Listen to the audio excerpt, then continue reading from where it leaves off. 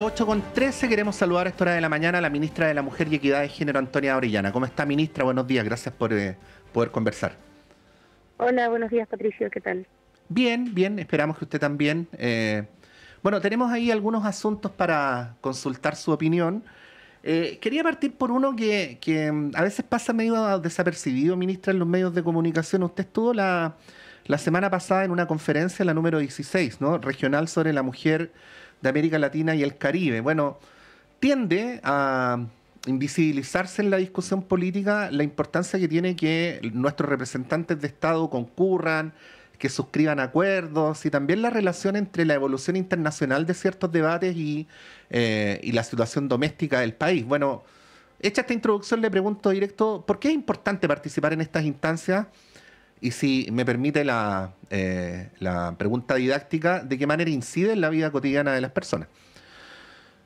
Bueno, para partir por la segunda pregunta, yo creo que quedó muy claro la importancia de los acuerdos internacionales cuando el defensor de Martín Pradenas en el juicio por la violencia sexual contra Antonio Barra pidió que no se le aplicara la Convención Belém do Pará. ¿Qué es la Convención Belém do Pará? Es la Convención Interamericana para prevenir, sancionar y erradicar la violencia contra las mujeres. ¿Por qué? Porque el defensor de Martín Pradenas sabe que esa convención lo que hace es proteger a las mujeres, por ejemplo, de revictimización y establecer estándares más severos. El problema, que el defensor lo sabía también, es que ese convenio ya se encuentra ratificado por Chile. Nuestro país desde los años 90 ha ido suscribiendo distintos acuerdos internacionales que lo que nos han ayudado es a potenciar las decisiones de política interna. No solucionan todo, pero sí entregan un marco del cual el país después ya no se puede salir, ¿cierto? Y en este caso, el año 2022, en la conferencia regional número 15, en Buenos Aires, en donde además como Chile le entregamos la presidencia argentina, se suscribió un acuerdo de avanzar en cuidados.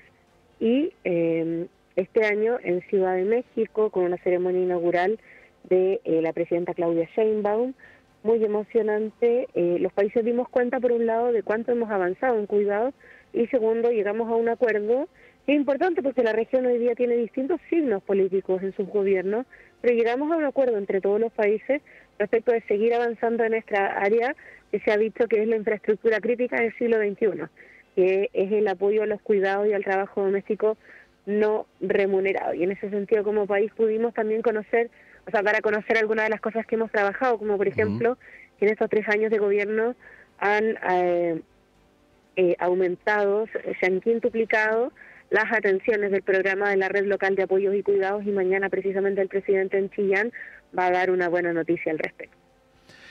Sí, ahí, ministra, ¿cómo calificaría usted el estado de la adecuación entre esos tratados internacionales o esos acuerdos internacionales y el debate en Chile?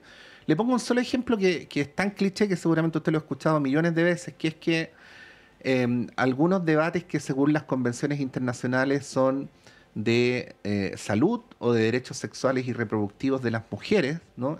En Chile son decodificados como debates, comillas, valóricos, ¿no? Bueno, la verdad es que las convenciones internacionales establecen un marco jurídico y otra cuestión es el debate que se da en la sociedad. Las instituciones están obligadas a cumplir ese marco jurídico, pero las personas insisten, digamos, legítimamente en lo que son sus visiones. Y es por eso también que el avance se va dando gradualmente. Hay que recordar que, por ejemplo, la despenalización en 3 causales fue una recomendación permanente de la Convención CEDAW, que es la convención más importante del mundo sobre derechos de las mujeres a nuestro país, ¿cierto? Que era despenalizar al menos esas 3 causales. Y por lo tanto, estas herramientas permiten apalancar cambios, pero no solucionan el legítimo debate que se da en las sociedades. Sí. Y en esa línea, cuando usted va y vuelve, ministra, ¿cuál diría usted que son, por decirlo así, algunas cuestiones pendientes o urgentes de esa adecuación, de la que hemos hablado en estas primeras 2 preguntas? ¿En dónde Chile debería con más urgencia avanzar, ¿no? En relación a este estado del arte, vamos a decirlo así, del debate a nivel internacional? Bueno, respecto a cumplimiento de estándares internacionales y recomendaciones que tenemos, hay dos que me parecen clave. Uno es la reforma a la sociedad conyugal, porque al 2025 las mujeres casadas siguen enfrentando gran discriminación solo por estar casadas bajo esa figura en la que quedan sujetas siempre a la voluntad de su marido en lo que respecta a temas patrimoniales y civiles, como por ejemplo crear un emprendimiento, Sí. esta autorización. O para poder heredar. Esa es una recomendación persistente, de hecho es un acuerdo de solución amistosa del Estado de Chile y es por eso que estamos trabajando en esa reforma que lamentablemente lleva más de 14 años de debate. En segundo lugar, hay otra recomendación persistente que es reformar la ley de sala cuna, también estamos trabajando en esa, como se ha conocido, hemos dividido en dos el debate. Primero partimos por la patita educativa con la ley de modernización, que ya es ley, y ahora vamos a seguir con la reforma al artículo 203 del Código del Trabajo para compartir el derecho a la cuna entre padres y madres. Y una tercera que es persistente también y que hace poco, de hecho, la relatora para el derecho a la salud de Naciones Unidas emitió un informe sobre nuestro país, es el derecho a la planificación familiar y a poder decidir. Y en ese sentido es que hemos enviado el proyecto de ley de aborto con plazos al Congreso. Sí. ¿Cómo ve el desarrollo de ese debate, ministra? Después le voy a preguntar por la presidencial, porque parecería que en lo presidencial vamos como en otra dirección, pero la incidencia que usted espera que tenga esa discusión durante un año tan importante como este. Bueno, justo estaba mirando que el día de ayer partió una campaña de las organizaciones de la sociedad civil y movimientos de mujeres, que es autónoma del gobierno, digamos, al respecto. Durante las próximas semanas deberíamos empezar a dar curso al debate en la Comisión de Salud de la Cámara de Diputados y Diputadas. Lamentablemente no vamos a poder partir por la Comisión de Mujeres porque, bueno, la oposición se negó a que esto pasara por la Comisión de Mujeres, aunque es evidente quiénes quedan embarazadas y quiénes abortan clandestinamente en el país somos las mujeres.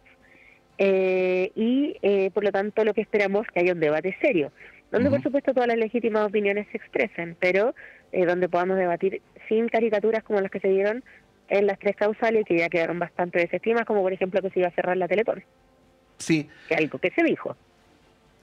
Ministra, ¿usted piensa que estamos avanzando o estamos retrocediendo? Yo sé que no es su rol invocar el pesimismo, pero a modo de análisis, porque estamos viviendo un momento donde hay candidatos, hay partidos, quizás hay quien piense distinto, pero que son derechamente misóginos. Hay candidatos presidenciales que no tienen ningún aprecio por estos temas, todo lo contrario. Hay uno que supuestamente para proteger a las mujeres las quiere obligar vía juzgado de policía local a hacerse un examen para el cáncer de mama o para el cáncer en general. Ese mismo el otro día habló de mineros enchulando a sus mujeres. Con estos ejemplos uno podría argumentar que estamos peor que hace 3 años atrás o que hace 4. Bueno, a propósito de los mineros, creo que hay una muy buena noticia de la semana pasada y es que gracias precisamente a las políticas de género, Chile pasó a ser el país con más mujeres en minería porcentualmente en el mundo, más que Australia, más que Canadá. Así que a lo mejor son las chiquillas las que tienen que enchular a otros.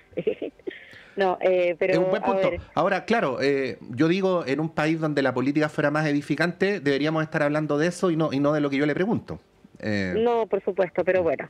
Pero es una muestra de que las políticas de género tienen resultado. La Mesa Mm, Nacional de Mujeres y Minería se estableció en el segundo gobierno de la presidenta, cuando Aurora Williams también era ministra. Yo creo que una noticia muy grata para la ministra en estos tiempos que han sido difíciles para la minería, en mostrar que las cosas dan resultado.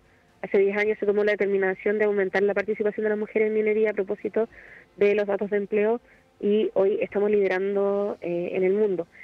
Ahora, respecto a avance o retroceso, yo creo que, tal como decía, esto tiene que ver también con los consensos democráticos en el país. Y en ujú. ese sentido, el 17 de diciembre del 2023 el país dio una señal muy clara a través de la votación popular en contra de un proyecto constitucional que retrocedía en los derechos de las mujeres. Y me parece que hay varios candidatos que han tomado nota de aquello y han moderado su discurso. ¿Qué es lo que nos resta entonces para nosotros como gobierno, que donde tenemos la instrucción del presidente Gabriel Boric de gobernar hasta el último día, es seguir avanzando en dos leyes en particular que para nosotros son fundamentales, que es la ley de sala cuna y por supuesto la de aborto con plazo. Sí. Ahora, están los proyectos de ley, ministra, pero a propósito de lo que decía el candidato Kast la semana pasada, que después él dijo que no dijo lo que se entendió que dijo, ¿no? De prescindir del Congreso.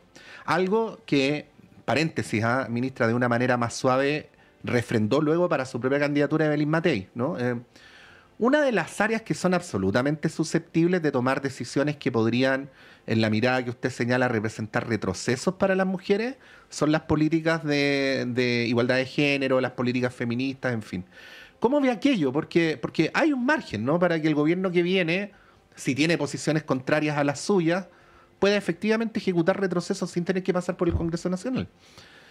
Bueno, efectivamente eso fue lo que pasó hace unos años cuando a un gobierno que no estaba de acuerdo con las tres causales le tocó implementar las tres causales. Y es por eso que hace poquito, como Ejecutivo, logramos la aprobación de un nuevo reglamento respecto a las tres causales que pone en el centro la atención de las niñas y mujeres para que no tengan que trasladarse de centro en centro para recibir la atención que merecen por causa de la objeción de conciencia. Y en ese sentido, por supuesto que la voluntad política importa, pero también afortunadamente hemos avanzado en legislación. La Ley Integral contra la Violencia hacia las Mujeres establece un marco jurídico bastante importante y además, como ministerio, nos hemos asegurado de que el gobierno que venga, sea del signo que sea, tenga los recursos para implementar esa ley, porque hemos conseguido el apoyo por $7 millones del Banco Mundial. Entonces no hay excusa. Y bueno, nuestro país es un país que tiene instituciones que son fuertes y por lo tanto, si se quiere desandarlo ya acordado en una ley, entonces va a haber que pasar por el Congreso también. Y por lo tanto se va a dar un debate. Aquí las cosas no funcionan por decreto. Ya, o sea, usted no piensa, para preguntárselo directamente, que si gana José Antonio Kast podría ocupar las atribuciones presidenciales o forzarlas para hacer retroceder políticas que tienen que ver con los derechos de las mujeres. Yo creo que él no tiene una convicción que sea favorable a los derechos de las mujeres, pero lo que estoy tratando de decir es que precisamente hemos logrado avanzar en legislación. Y la legislación no es tan fácil de incumplir. Estamos conversando con la ministra de la Mujer y Equidad de Género, Antonia Orellana. Bueno, ministra, ayer conocimos el programa presidencial de Janet Jara y en general hay bastante desazón, cuando no molestia, en el mundo de las organizaciones feministas. La explicación es bien clara, ¿no? Fue bien transparente. La democracia cristiana no concurrió con su acuerdo, hay que hacerlo en nombre de la unidad. Pero ahí yo le comentaría dos cosas. Primero, se repite el problema que hubo para el avance del proyecto de despenalización en tres causales durante el segundo gobierno de la presidenta Bachelet. O sea, si el proyecto llegó más al final del gobierno que al principio, fue porque la democracia cristiana no consentía. Pero segundo, si bien esta respuesta es políticamente irrefutable, a las organizaciones feministas parece no convencerlas ni complacerlas. ¿Qué diría usted sobre ello? Bueno, que esto es un primer documento que ha presentado la candidata, que es el requisito formal para inscribir ante el CERVEL. Respecto a las campañas, a mí no me corresponde pronunciarme, pero el proyecto ya está presentado, está en el Congreso, y ese es el debate que vamos a dar. Y que no haya un énfasis o que no haya una centralidad en el tema de las mujeres en el programa, ¿a usted no le preocupa? Yo creo que la gestión habla por sí sola. De hecho, la próxima semana empiezan, la próxima semana, no, espérenme, me falta el cálculo, pero bueno, ahora a inicios de septiembre empiezan a pagarse las primeras PGU aumentadas gracias a la reforma de pensiones. Y ahí se priorizó un instrumento que es ocupado principalmente por las mujeres, porque tenemos menos densidad cotizacional y recurrimos más a lo que en su momento, en tiempos de la presidenta, se llamó pensión básica solidaria. Ahora, en estos debates, la última palabra la tiene el desarrollo mismo del debate, porque tal como tú decías, hubo una negativa muy grande de la democracia cristiana, incluso dentro del comando de la presidenta Bachelet en esa época, a propósito de la inclusión de las tres causales en el programa, y sin embargo aquí estamos con la ley de tres causales y aquí estamos además con un reglamento fortalecido para ese derecho de las niñas y mujeres en estas tres causales tan dramáticas. Sí, se lo pregunto y con esto cierro la entrevista, porque por lo general los programas son la expresión del tipo de de debates, de intercambios, de reflexión previa que se dan en los partidos. Quizás a veces a los periodistas nos falta explicar que un programa no es algo que se le ocurre a un grupo de personas un día y que se escribe, sino que es un estado del arte de cómo ha sido la evolución de la discusión partidaria, ¿no?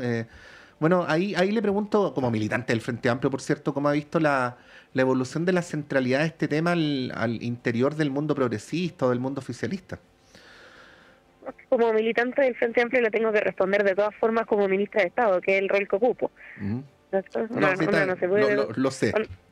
una no se puede desdoblar. Ahora, también es y en cierto ese sentido, también es cierto que usted es las dos cosas al mismo tiempo, aunque se entiende su rol. por supuesto, Sí, pero tengo sí, que responder en un rol, sí, porque es mi mandato legal. sí. Y en ese sentido, yo creo que, por supuesto que hubo un momento de duda en muchos sectores políticos luego del plebiscito del 4 de septiembre del 2022, pero a pesar de todo eso hemos avanzado y hemos avanzado con consenso grande, porque no tenemos mayoría en el Congreso y por lo tanto haber sacado de todas formas la ley integral contra la violencia hacia las mujeres, seguir avanzando en la agenda de pensiones de alimentos, seguir avanzando en derechos sexuales y reproductivos, muestra que en esto, como en todo, en política, hay distintos climas de opinión, pero lo que cuenta al final es la persistencia y el trabajo serio para poder hacer que las cosas avancen.